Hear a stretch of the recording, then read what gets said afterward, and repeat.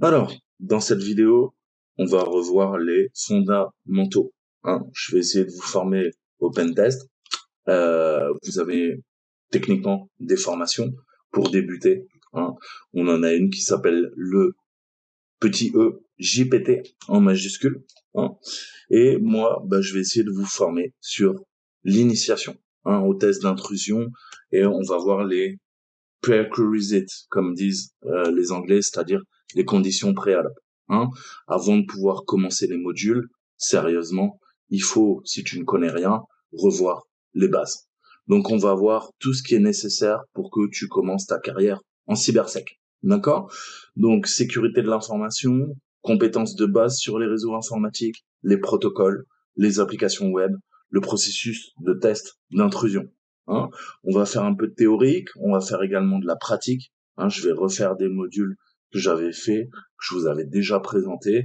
J'aurai des supports, hein, puisque grâce à mon boulot, j'ai accès à des ressources extrêmement chères et utiliser toutes ces ressources puisqu'on a des abonnements extrêmement chers et j'ai envie que ça profite pas qu'aux gens de ma boîte, que ça profite à l'ensemble de la planète.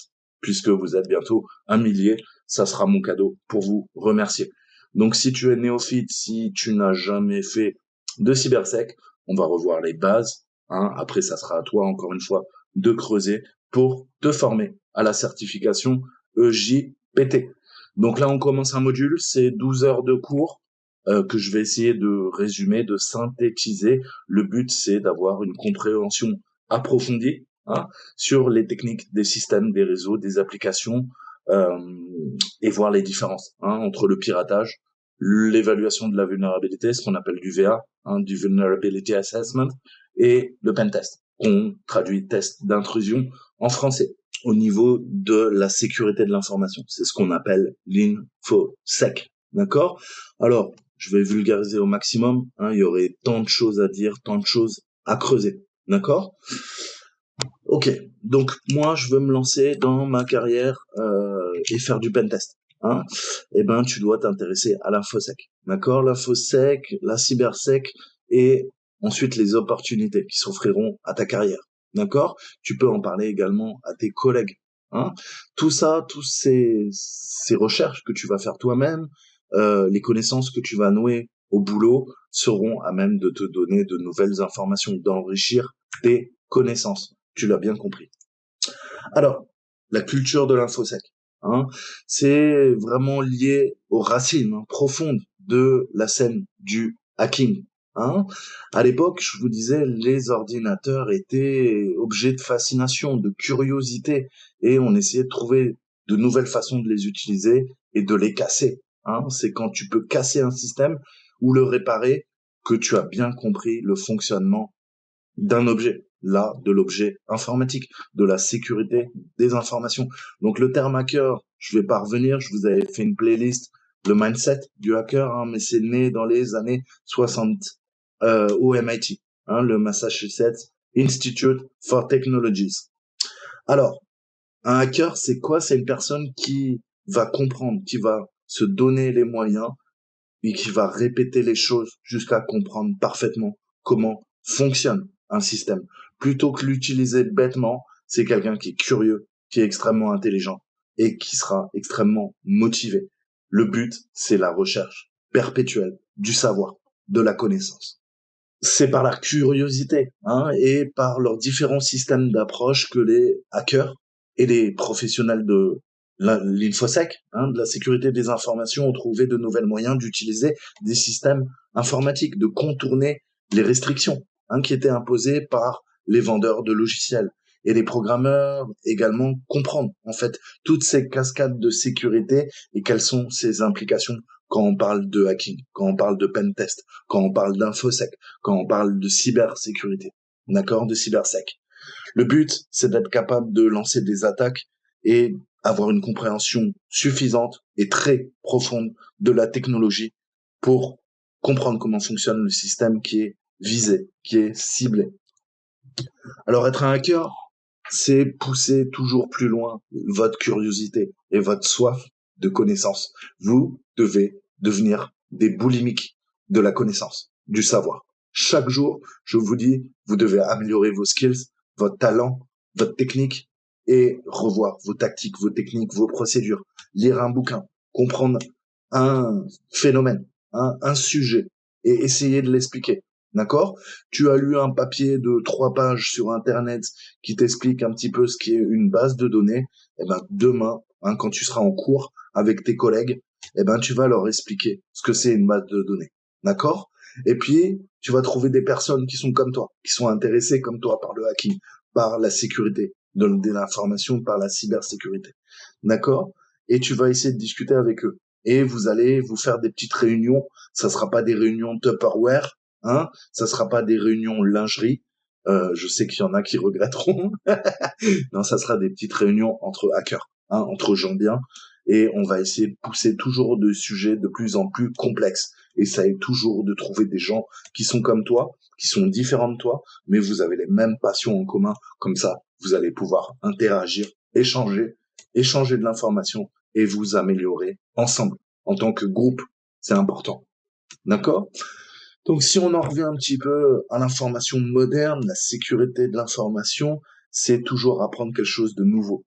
C'est un travail extrêmement gratifiant, extrêmement important et intéressant parce que vous n'allez jamais faire la même chose. Alors oui, bien sûr, quand on débute, quand on fait du blue teaming, on travaille dans un SOC, quand on fait des VA, c'est tout le temps la même chose. Mais plus vous allez vous améliorer, plus vous allez progresser dans votre carrière, plus vous allez travailler pour un nombre important de boîtes, plus vous allez devenir technique, plus votre boulot va devenir intéressant, plus votre boulot va devenir enrichissant, d'accord? Enrichissant en termes intellectuels, enrichissant en termes de salaire, d'accord? Vous allez commencer avec des petits salaires, vous pouvez travailler dans la fonction publique, vous pouvez travailler dans l'armée, vous pouvez travailler dans le renseignement, bref, peu importe, vous allez avoir des petits salaires, mais on va vous former, d'accord? C'est une des portes, d'accord? Même sans diplôme, si vous faites la demande, vous pourrez peut-être travailler dans la fonction publique. Après, plus tard, vous allez travailler dans des grosses boîtes du 440, d'accord? Et c'est là que vous allez gagner beaucoup d'argent. C'est en faisant tout ce parcours que vous allez devenir un bon ingénieur, d'accord? Et que vous allez apprendre des choses super intéressantes. Et dans différents domaines, public, privé, militaire ou pas, d'accord? Donc c'est ça, toujours apprendre quelque chose de nouveau. Alors, le hacking, pareil, je vais pas développer, mais il y aurait beaucoup à dire. Je vous ai parlé de John Draper, je vous ai parlé de Kevin Mitnick. C'est vraiment des bouquins à aller voir pour comprendre le hacking. Comprendre que le hacking, c'est pas uniquement les ordinateurs, c'est également quoi? C'est également, vous le savez, les personnes. On peut hacker les personnes via l'ingénierie sociale. Au début, on a eu quoi? On a eu un certain mode de vie appliqué aux lignes téléphoniques, aux gens, au développement de software. D'accord? Le hacking, c'est vraiment ça. C'est un mode de vie, c'est du freaking. C'était comment pirater les lignes téléphoniques dans les années 60, 70. C'était les gens, comment pouvoir faire des choses aux gens avec ou contre leur gré et le développement logiciel. Cette logique GNU, toute cette logique open source n'aurait jamais existé sans le hacking, sans le développement de software libre. Et même les plus grands, si on regarde Apple, Microsoft, ils ont commencé avec des technologies open source, avec d'autres technologies closed source. Ils en ont volé certaines, ils en ont hacké certaines. Les premiers Mac, c'était pas des Macintosh, c'était des Hackintosh, ok? C'est ce qu'on peut faire nous aujourd'hui. Ça devient plus compliqué parce que maintenant il y a les processeurs M1, M2, mais on pouvait fabriquer un Hackintosh de toutes pièces. Avant, quand il y avait les processeurs Intel, vous pouviez faire tourner un faux vrai Mac. D'accord? Maintenant, c'est plus compliqué. Mais c'est pareil. Quand il a commencé, Steve Jobs, il était dans un garage avec Wolfit et ils ont travaillé sur les premiers modèles et ils ont hacké le système. À l'époque, il n'y avait pas les bonnes cartes mères, il n'y avait pas les bons processeurs. Ils ont demandé de faire du custom, de crafter du matériel, du hardware spécifique pour leur premier Macintosh. D'accord? Ça a révolutionné à la fois la logistique, à la fois le marché des microprocesseurs, puisque c'était plus des gros mainframes qui étaient dans les grosses entreprises, dans les grosses universités. Maintenant, on passait à l'ère du PC, du personal computer. Alors, la conscience du hacker, le manifesto, je vous en ai déjà parlé. Je vais aller très vite. Pareil, comprendre le manifesto écrit par le mentor, ça vous donnera les bases de l'idéal de la culture underground, du hacking, cette communauté. Puisque à la base, tout est underground. Maintenant, je vous ai dit, il y a une nouvelle génération de hackers qui viennent en parler, qui viennent faire des conférences, qui viennent faire des chaînes YouTube, d'accord? Qui viennent vous donner ce savoir. Mais ce savoir avant était underground, d'accord? Il fallait se connecter au BBS, au Bulletin Board, euh, pour accéder à tout ça. On avait Usenet depuis les années 80, et on échangeait là-dessus. On avait nos canaux de communication, on avait IRC, on avait QIRC, d'accord? Ça, tout ça, la plupart, vous connaissez pas parce que vous êtes trop jeune, d'accord? Ou pas, d'accord?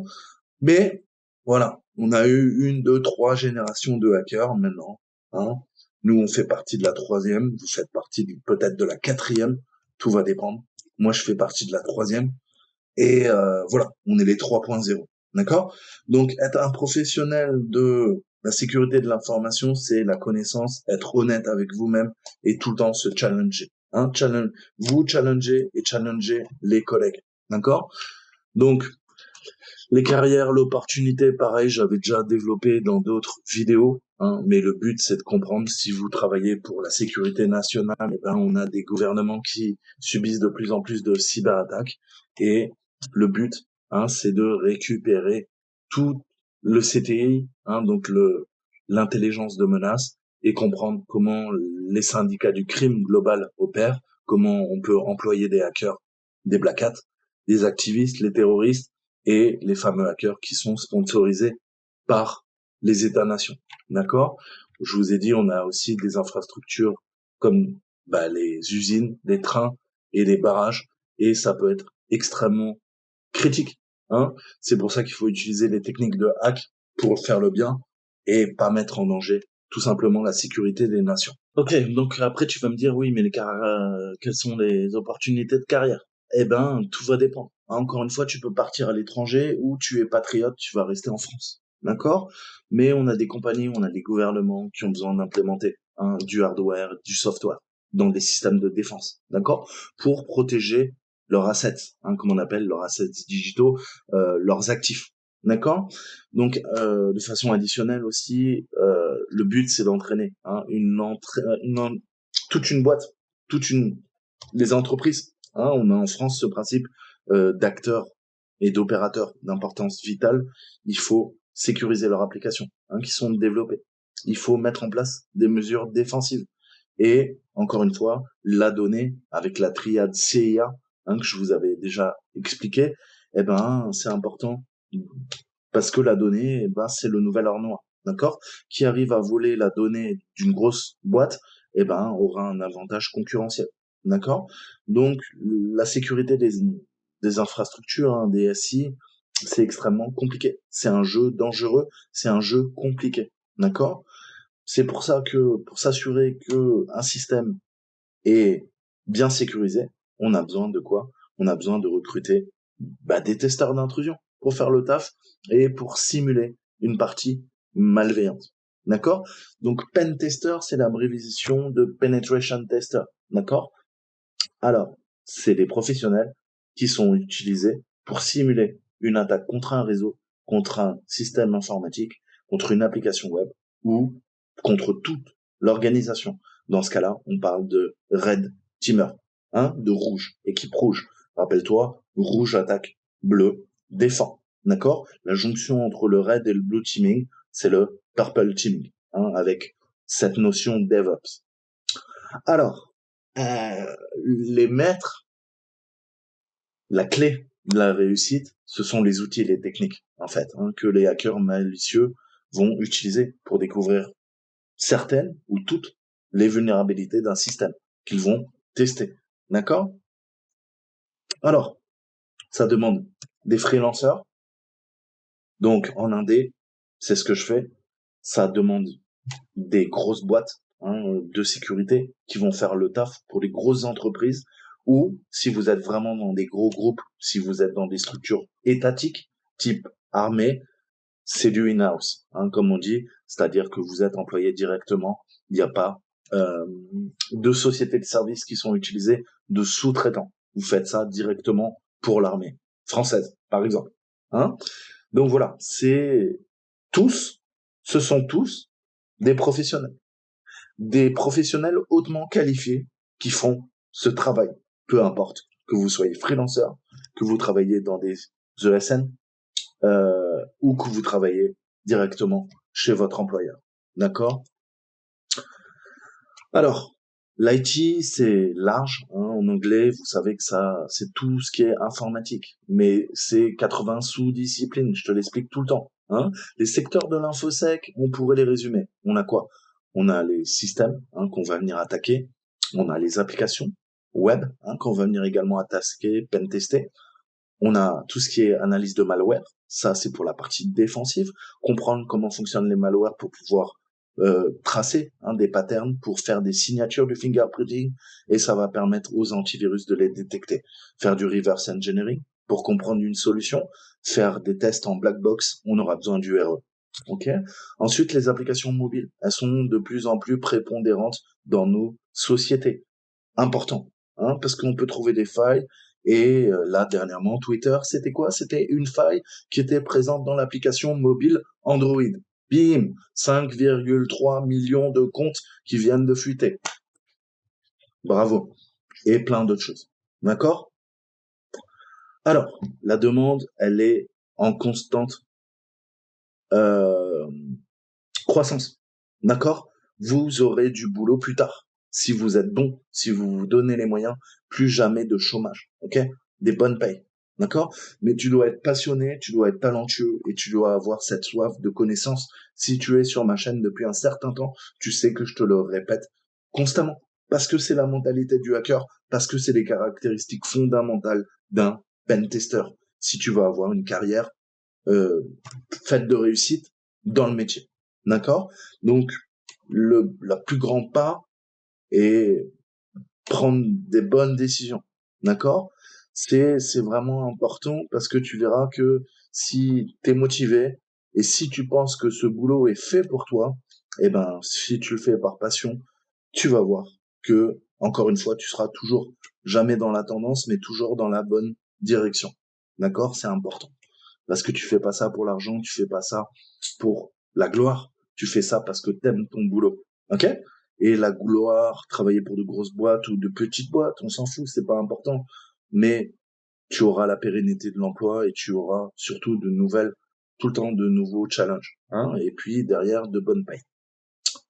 Alors, vous le savez, comme tout, en infosec, en cybersec, on a un langage. On a beaucoup d'anglicismes, malheureusement, et le domaine du langage est fondamental pour comprendre, en fait, pour pouvoir communiquer à la fois avec tes collègues et avec tes clients, avec l'industrie. D'accord?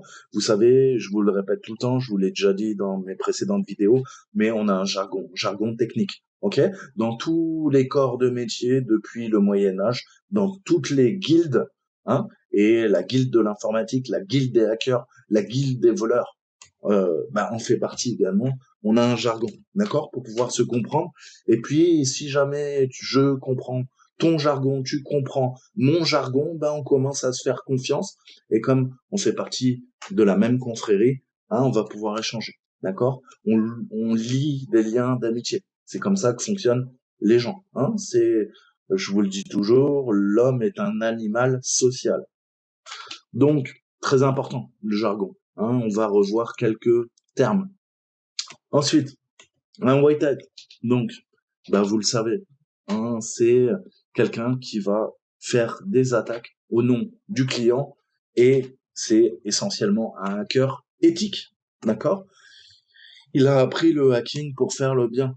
C'est la curiosité qui le pousse. D'accord? Il sait que à terme, il gagnera beaucoup plus d'argent en faisant le bien, en travaillant pour de grosses boîtes, que en faisant du sale et en dormant plus la nuit. Parce qu'il se dit que demain à 6 heures, il y a peut-être la BRI qui va venir et qui va défoncer sa porte avec une équipe du raid. D'accord? Et ça peut faire très très mal.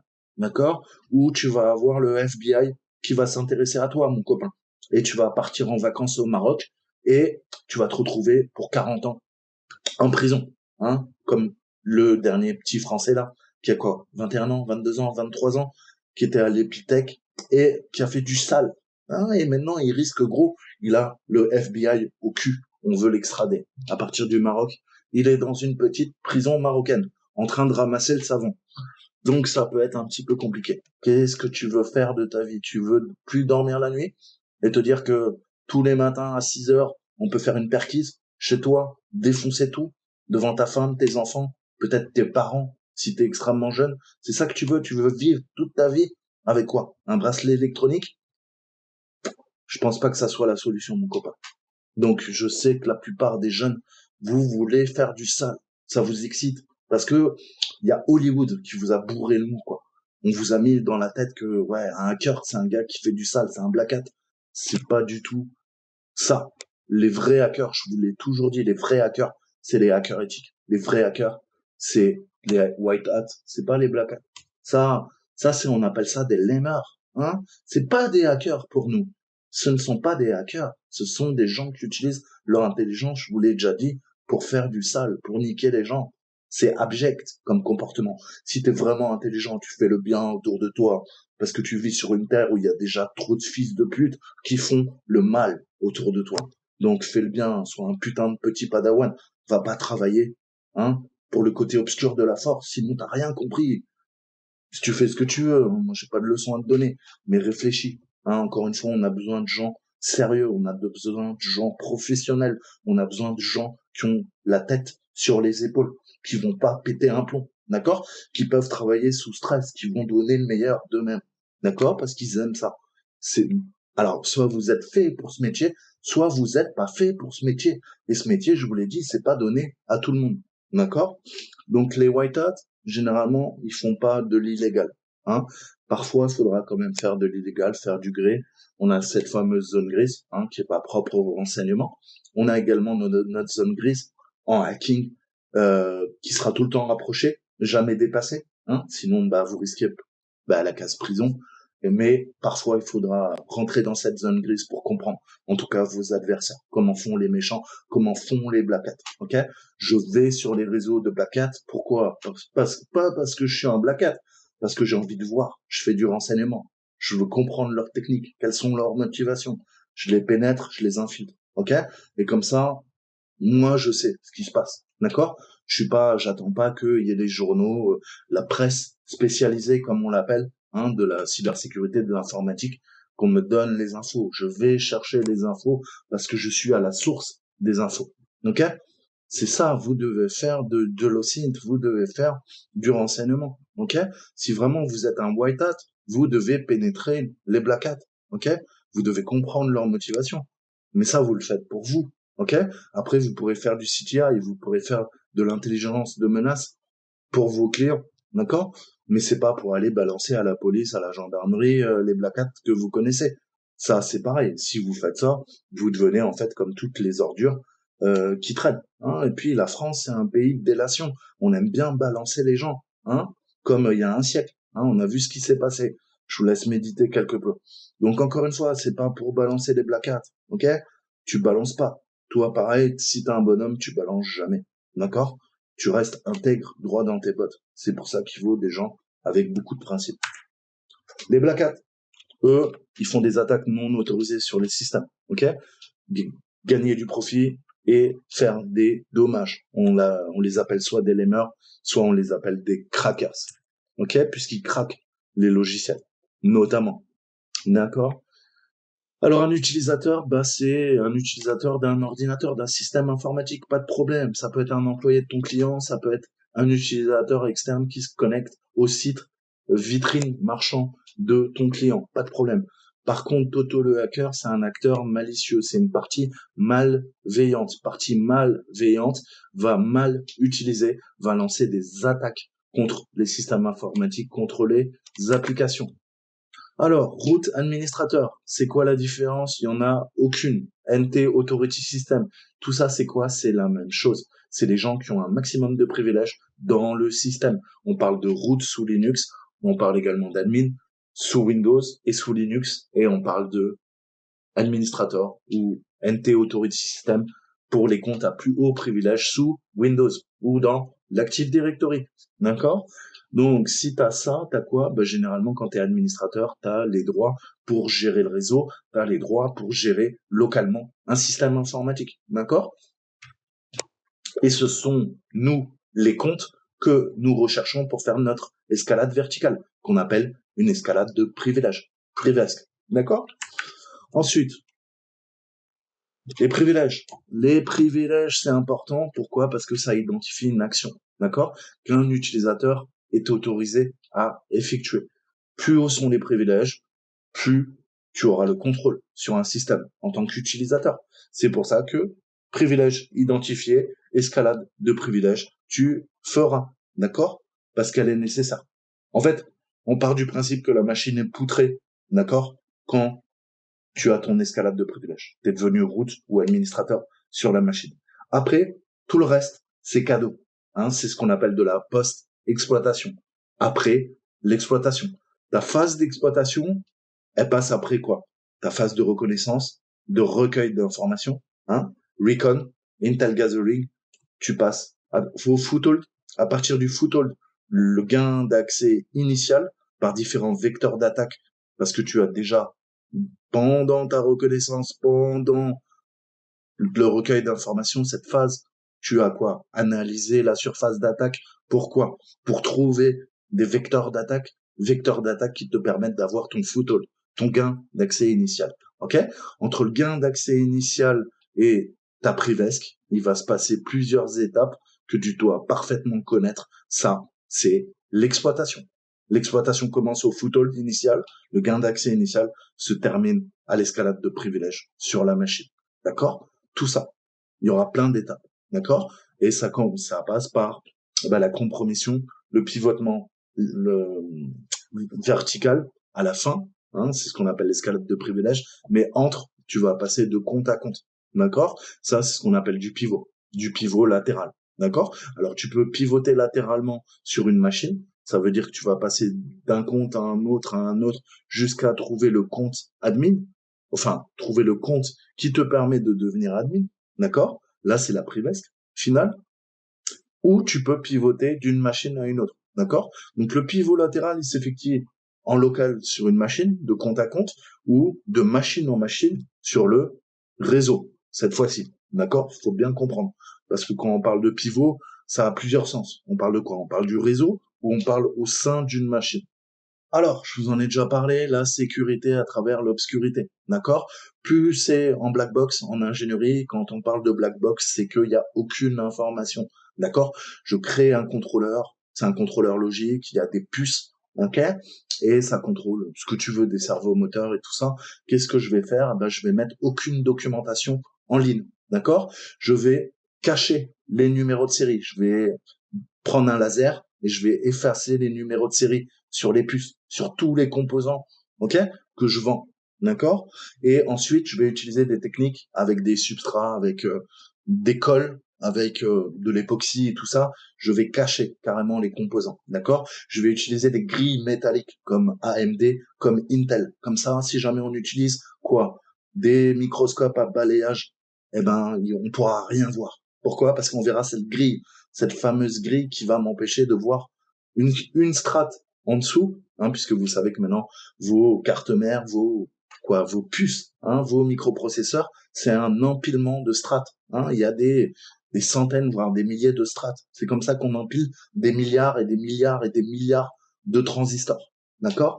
Donc, quand on fait du reverse engineering et tout ça, eh ben, on empêche, généralement, les grandes marques le font, ce qui est un petit peu normal, c'est pour protéger leurs activités, pour protéger leurs propriétés intellectuelles, d'accord? Pour empêcher l'espionnage technique, industriel, économique. C'est compréhensible. Cependant, on a vu que la sécurité à travers l'obscurité, ça ne marche pas, d'accord?